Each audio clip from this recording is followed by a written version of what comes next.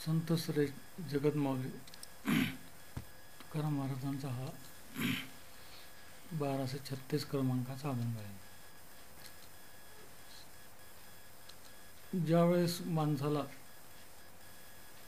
संत संगती घडते त्यावेळेस तिथली जी परिस्थिती असते, संतांची जी संगत असते, हे सुखकारक असते. दुःखी माणूस हा नेहमी तळमळलेला असतो. त्याच्या आशा आकांक्षा पुऱ्या झालेल्या नसतात आणि तो सारखा हे पाहिजे ते पाहिजे, असं करायचं तसं करायचं, या प्रकारे संसारिक वस्तूचं चिंतन करून तो त्याच्या सानिध्यात येणाऱ्या माणसाला सुद्धा त्या गोष्टी सांगून दुःखी करत असतो. अशा माणसाच्या मनात सारखी दुःख असते, तळमळ असते. त्यामुळे त्याच्या सानिध्यात येणारा माणूस सुद्धा तळमळतो आणि दुःखी होतो. कारण की आनंदघन परमेश्वरचा त्याला संग झालेला नसतो, तो संत नसतो. म्हणून जर मला सुख पाहिजे असेल, सुखाचा ठेवा पाहिजे असेल, तर अशा संताच्या शेजारी मला बसवलं पाहिजे. संताचा संगत मला घडली पाहिजे, जेणेकरून मी नेहमी आनंदी राहील. मी सुखाचं रहस्य मला समजलं जाईल. संताची या गावी प्रेमाचा सुकाळ, नाही तळमळ दुःख लेश. संत जे असतात, जे स्वतःला ओरिजिनल संत असतात, दांभिक संताच्या पाठीमागे लागून दुःखाशिवाय दुसरी काहीही प्राप्ती होत नाही. दांभिक संत हे बगड्यासारखे असतात, दिसायला शुभ्र असतात आणि शिकारी जसा बगळा जसा मासा कधी येईल याचं ध्यान करून असा उभा असतो पाण्यामध्ये, आणि मासा येताच त्याच्यावर छलांग मारून त्या माशाला गिळंकृत करतो.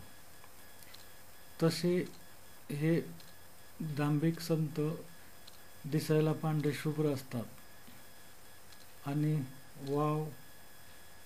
आव संताचा आणतात. अशा माणसाच्या संगतीमध्ये सुख माणसाला प्राप्त होत नसतं. जे संत आहेत, ज्या संतांना परमेश्वराची अनुभूती झालेली आहे, दुःख आणि सुख कशात प्राप्त होतं हे ज्यांना समजलं आहे, अशा संताच्या गावी मला जाण्याची संधी दे, असं तुकाराम महाराज या अभंगातून सांगतात. संताची या गावी प्रेमाचा सुकाळ, नाही तळमळ दुःख लेश. त्यांना आनंदघन स्वरूप परमेश्वर त्यांना प्राप्त झालेला असतो. त्यामुळे सांसारिक वस्तू त्यांना प्राप्त करावयाच्या नसतात.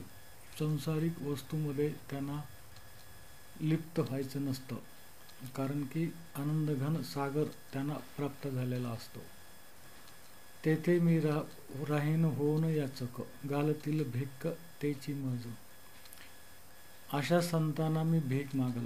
संसारिक माणसाला मी याचक होणार नाही. संसारिक माणसाचा मी याचक झालेस ते मला दुःखाची भीक घालतील.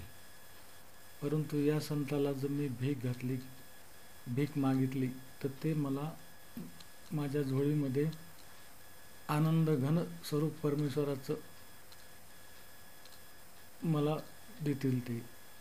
त्याकडे जाण्याचा मार्ग मला सांगतील, आनंद प्राप्त करण्याचा मार्ग मला सांगतील. घालतील भिक्क तेची मज, ते मला भीक घालतील, त्यांचा मी भिकारी होईल. परंतु संसारिक माणसाचा मी भिकारी होणार नाही. संताची ये गावी वरो भांडवल, अवघा विठ्ठल धनवित्त. असे जे संताचं गाव असतं त्यांना परमेश्वर हा भांडवल असतो. परमेश्वर त्यांचं धन असतं, परमेश्वर त्यांचं चित्त असतं, परमेश्वर त्यांचं सुख असतं. संताचे भोजन अमृताचे पान, करती कीर्तन सर्व काळा. संताच्या घरी जे जेवण असतं ते अमृताचं पान वाढल्यासारखं असतं.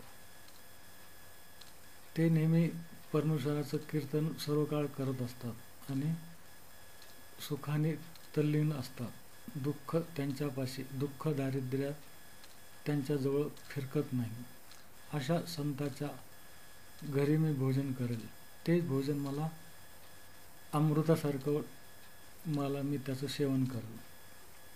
संताचा उदिम उपदेशाची पेठ, प्रेमसुख साठी घेती देती.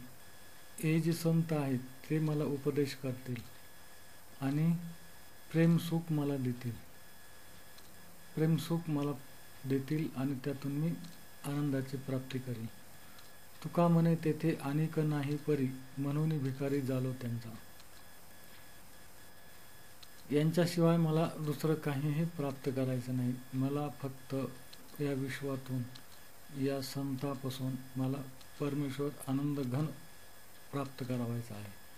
म्हणून मी अशा संताचा भिकारी होईल, असं या महाराज या अभंगातून म्हणतात. म्हणजे संत परमेश्वर भक्ती आणि परमेश्वर भक्ती करणारे जे खरे संत, ज्यांना खऱ्या परमेश्वराची, खरे संत जे असे असतात की त्यांना आनंदघन परमेश्वराच्या प्रेमाची झलक प्राप्त झालेली असते. त्यांच्या चित्तामध्ये दुःखचा लेश नसतो. अशा संताच्या सानिध्यात राहिल्यानंतर माणसाला सुख प्राप्त होईल आणि त्यांचा मी भिकारी होईल, असं या अभंगातून महाराजांनी विवेचन केलेलं आहे.